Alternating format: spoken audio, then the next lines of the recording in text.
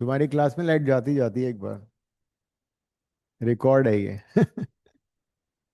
तो हमने क्या किया, ए बी का स्लोप निकाला, जीरो आ रहा है, परपेंडिकुलर का स्लोप 1/0 हो जाएगा। 1 पॉइंट फॉर्म, मिड पॉइंट निकाला, 1 पॉइंट फॉर्म से लाइन बाइसेक्टेड x=2 आ गया।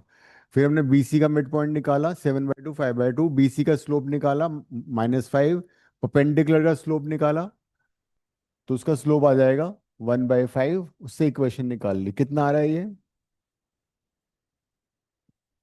हम्म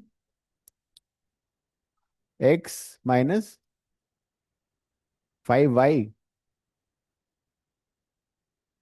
+ 9। तो दोनों परपेंडिकुलर बाइसेक्टर आ गए। एक परपेंडिकुलर बाइसेक्टर x=2 है, दूसरा ये है। इसमें अब x को तुम डाल दो 2 और y निकालो कितना आ रहा है। इन दोनों को सॉल्व करेंगे तभी तो आएगा।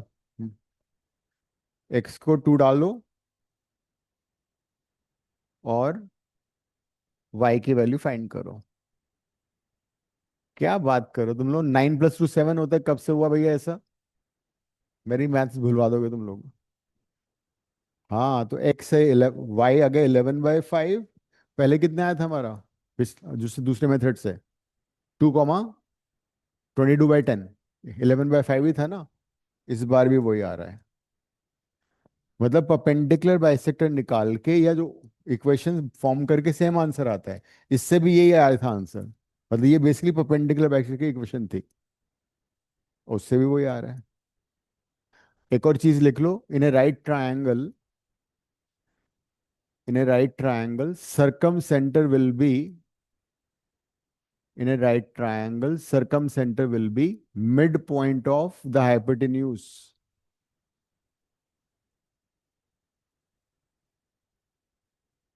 In a right triangle circumcenter would be midpoint of hypotenuse.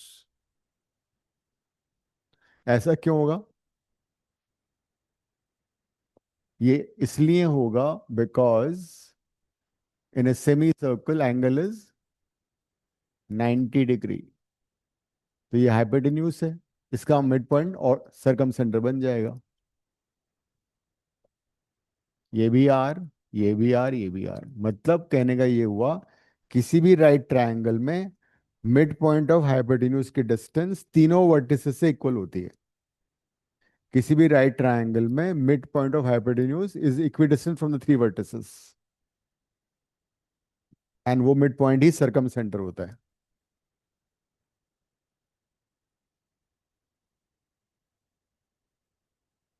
ठीक है, let's party, ending the class.